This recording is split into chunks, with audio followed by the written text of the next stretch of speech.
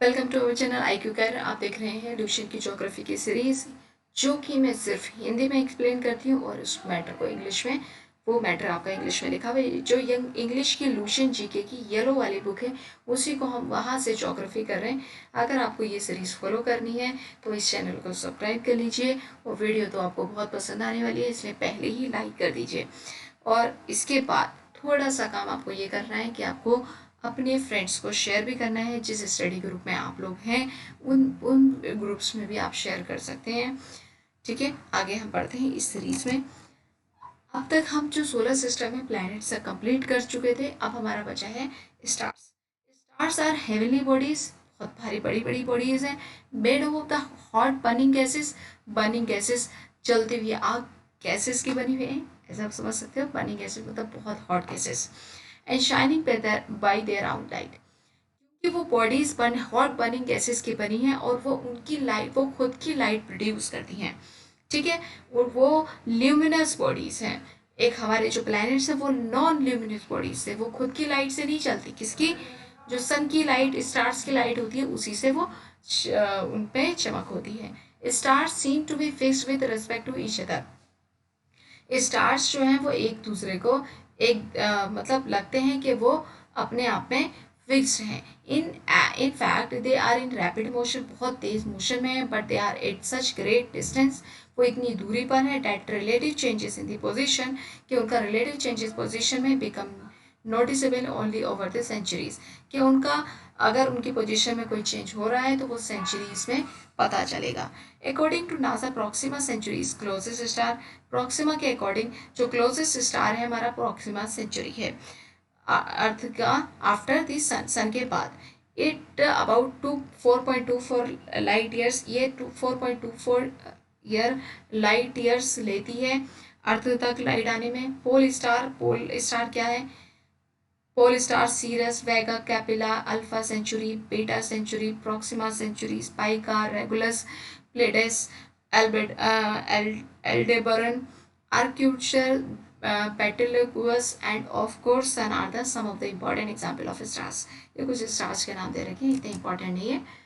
ठीक है, आप पढ़ते हैं कुछ फैक्ट्स स्टार्स के बारे में। They are billions billions stars, billions of stars in the sky, but only about 2000 stars can be seen.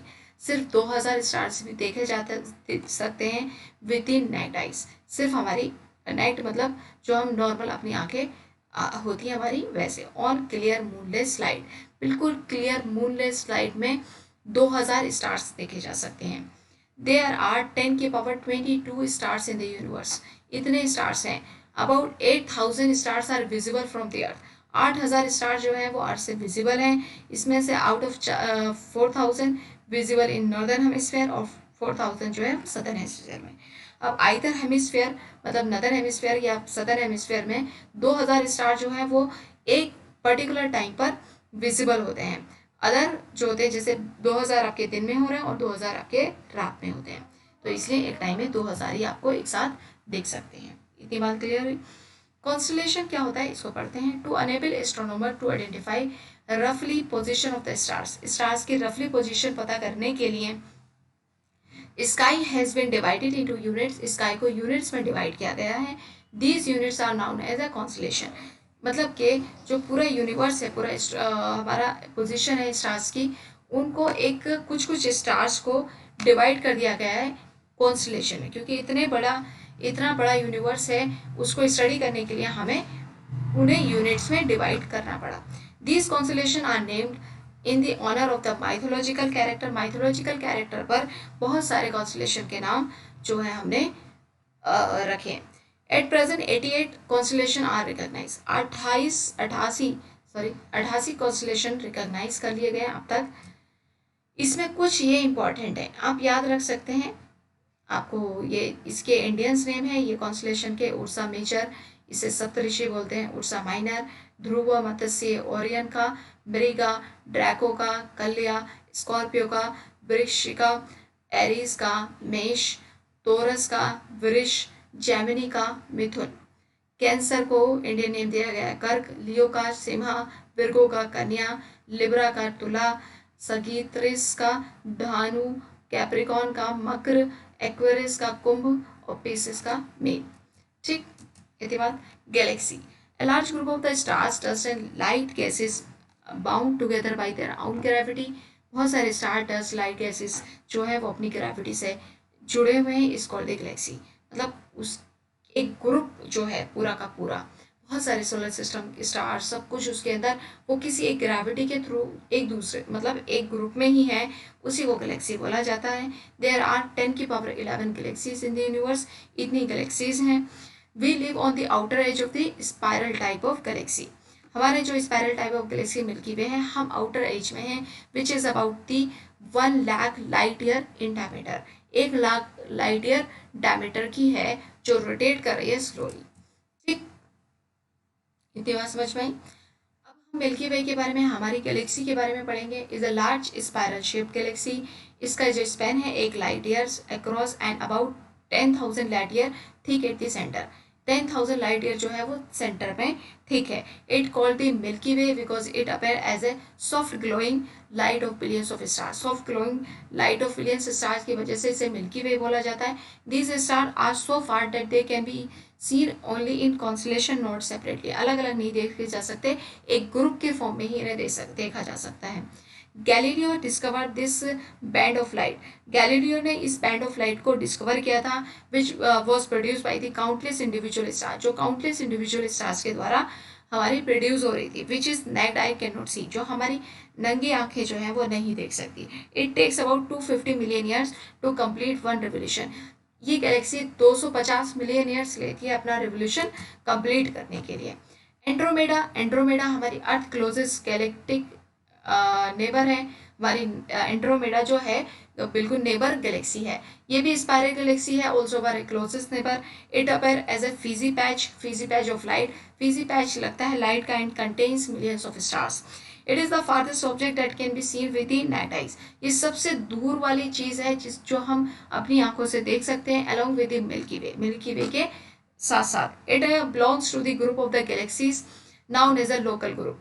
ये एक ये जो है along with the galaxy, it belongs to a group of galaxy। एक galaxy के उस ग्रुप से belong करती है as a local group, which in turn a part of Virgo cluster of group.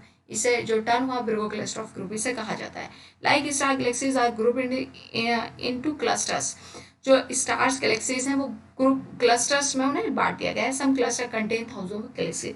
कुछ क्लस्टर्स क्या हैं, वो थाउजेंड्स गैलेक्सी को कंटेन करते हैं। ठीक, about 30 galaxies along with the Milky Way and the Andromeda are grouped together in cluster called the local group। Andromeda और बहुत सारी जो 30 गैलेक्सीज है उसमें उस ग्रुप को क्या बोला गया है, मतलब बहुत सारी गैलेक्सीज हैं। अब क्योंकि गैलेक्सियों को भी पढ़ना है तो उन्हें हमने ग्रुप में क्लस्टर्स में डिवाइड कर दिया है। उसी एक ग्रुप का नाम हमारा लोकल ग्रुप। ठीक है, क्लस्टर्स में ग्रुप टुगेदर इनटू अपर क्लस्टर्स। क्लस्टर्स को हम जोड़ देते हैं तो अपर क्लस्टर भी बन जाता है। मतलब सारे कुछ बहुत सारे क्लस्टर को जोड़कर अपर क्लस्टर्स उसका नाम दिया गया है। Super cluster also spread randomly through out the universe. Cluster जो है वो पूरे यूनिवर्स में, सुपर क्लस्टर जो है वो पूरे यूनिवर्स में फैला हुआ है। नेबुला के बारे में पढ़ेंगे। नेबुला क्या है, आप लोग जानते होंगे नेबुला क्या है, चलिए पढ़ते हैं। Nebula are the huge interstellar clouds of the gases and dust that appears as a faint misty patches of the light scattered all over the sky। Nebula जो है वो इंटरस्टेलर क्लाउड्स हैं। जो इंटरस्टेलर मतलब जो दो स्टार्स, दो system के बीच के क्लाउड्स और dust appears fainty misty patches of light दिखता है, उसे कहा जाता है nebula. They appear either as a bright luminous, कभी कभी ब्राइट ल्यूमिनस क्लाउड्स लगते हैं, as dark patches against a bright background. कभी कभी डार्क पैचेस होते हैं ब्राइट बैकग्राउंड के साथ। ठीक, इतनी पॉइंट आपको याद रखनी चाहिए। ए नेबुला डिपेंड्स फॉर इट्स ल्यूमिनिसिटी। जो नेबुला होता है वो किस पे डिपेंड होता है, अपनी ल्यूमिनिसिटी पे, upon the presence of the star, presence of star की वजह से, that have either arisen from its and contain in it, चाहे वो उससे उत्पन्न हो रहे हो या फिर उसमें उसके अंदर है। मतलब किसी चीज़ के जो नेबुला डिपेंड होता है वो उसकी ल्यूमिनिसिटी, वो कितनी लाइट देता है, उसी से वो नेबुला डिसाइड किया जाता है। If the stars are extremely hot, अगर स्टार बहुत ही ज़्यादा गर्म होते हैं तो hydrogen in the nebula is ionise. जो हाइड्रोजन नेबुला में होता है वो आयोनाइज हो जाता है and emit a certain amount of light it sound. नेबुला खुद की भी लाइट प्रोड्यूस करता है। ये क्वेश्चन आपसे पूछे जा सकते हैं। नेबुला के बारे में थोड़े से 2 पॉइंट और हैं, इन्हें भी याद कर लेते हैं। If A star is less hot, अगर स्टार कम ठंडा है, the nebula shines only by reflection. तो नेबुला क्या होता है, बहुत ही बेसिकली स्टार्स को ही नेबुला बोला जाता है। मगर वो स्टार्स मतलब कि हर एक स्टार्स को नहीं बोला जाएगा, इसकी कंडीशंस होती हैं। जैसे कि कोई शाइनिंग स्टार है, कोई मतलब ये सन्स को स्टार्स को डिफाइन करने का एक तरीका है basically. If there are no suitable star the nebula does not shine. अगर कोई सुटेबल स्टार नहीं है तो नेबुला डज शाइन नहीं करेगा और डार्क रहेगा। Can be detect only because of blots. ये कैसे डिटेक्ट हो सकता है, ब्लॉट्स की तरह, light of the star beyond, इसके अलावा जो लाइट है। ठीक है, अब पढ़ते हैं हम अर्थ के बारे में, अर्थ का शेप और साइज। अर्थ का शेप और साइज के बारे में क्या पढ़ेंगे। शेप ऑफ द अर्थ क्या है, पाइथागोरस ने बताया, एक ग्रीक फिलोसफर है and mathematician, was first to suggest that the earth was shaped like a globe, globe की तरह है। किसने बताया सबसे पहले, पाइथागोरस ने। क्या कौन थे ये, ग्रीक फिलोसफर थे। ठीक, the earth is not flat, earth flat नहीं है, ये कैसे पता चला। If the earth for a flat disc, अगर ये फ्लैट डिस्क होती then the rising sun would have been seen at the all places at the same time. मतलब कि जो सन था वो एक टाइम पे सबको एक साथ दिखना चाहिए था, but this does not happen, ऐसा नहीं होता है। Places in the east see the rising sun earlier, जो ईस्ट में है वो जल्दी देख लेते हैं सन को वहाँ पर। जैसे कि अगर हम सिर्फ इंडिया की बात करते हैं, असम में 4 बजे सूरज निकल जाता है, और अगर हम बात करते हैं गुजरात की तो वहाँ 6 बजे सूरज निकलता है। ठीक है, तो यही रीज़न है सन अराइजिंग कि हमारा एक साथ नहीं निकल सकता, इसलिए फ्लैट डिस्क को बिल्कुल हो ही नहीं सकती, ये पॉइंट तो खारिज हो गया। व्हेन ए शिप अप्रोचेस, एक और पॉइंट है जिसकी वजह से हम ये बोल सकते हैं कि अर्थ फ्लैट नहीं है। अगर शिप जब आता है तो इसका फनल मस्ट फर्स्ट सीन, मतलब उसका फनल पहले दिखता है, फिर उसका हल दिखता है। If the earth has been flat, तो पूरा का पूरा शिप एक साथ दिखना चाहिए था। ये इनका पॉइंट है। ओके, पॉइंट समझ में आ रहे हैं। अर्थ स्फेयर है, इस चीज़ को हम कैसे डिफाइन कर, कैसे हमने बोला कि अर्थ स्फेयर है, इस चीज़ को हम पढ़ते हैं। Earth is rarely oriented in the same position during the successive eclipses, but it always cast a circular shadow. Although ये सेम जो है इक्लिप्सिस नहीं देती है। ठीक है, अपने जो इक्लिप्सिस क्या होते हैं, जो अर्थ सन और मून एक लाइन में आ जाते हैं, उनसे लूनर और सोलर इक्लिप्सिस बनते हैं। उसी की शेडो जब बनती है, जो अर्थ की शेडो बनती है, वो हमेशा क्या बनती है, सर्कुलर शेडो बनती है। Thus proving that the earth in sphere, earth जो है वो स्फेयर है। Sphere is only solid body, sphere जो है वो एक सॉलिड बॉडी है, that will always cast a circular shadow. एक स्फेयर ही ऐसी सॉलिड बॉडी है जो कि सर्कुलर शेडो को कर सकती है, कास्ट कर सकती है। एट द नॉर्थ पोल, अब दूसरा पॉइंट जो इस चीज़ को डिफाइन करता है, the pole star can always be observe 90 degree in the sky.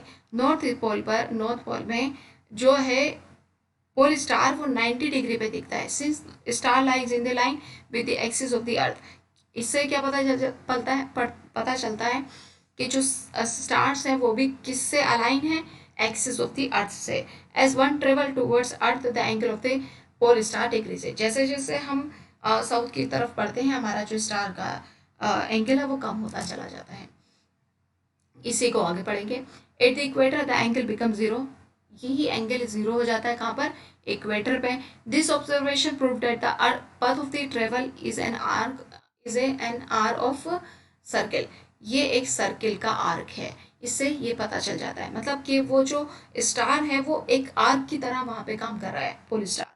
The sun, moon and all the heavenly bodies appear to be spherical, ये सारे स्फेरिकल हैं क्योंकि ये ऐसे दिखते हैं।